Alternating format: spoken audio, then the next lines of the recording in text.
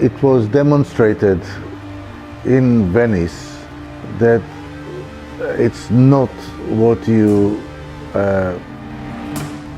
expect.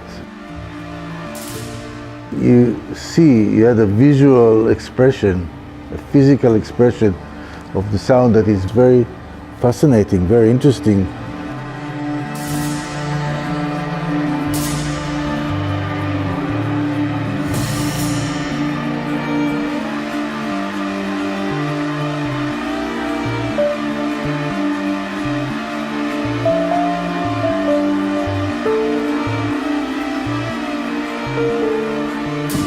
Come un regista capisce le luci in un ambiente, le vede, non è che le va a misurare, le vede.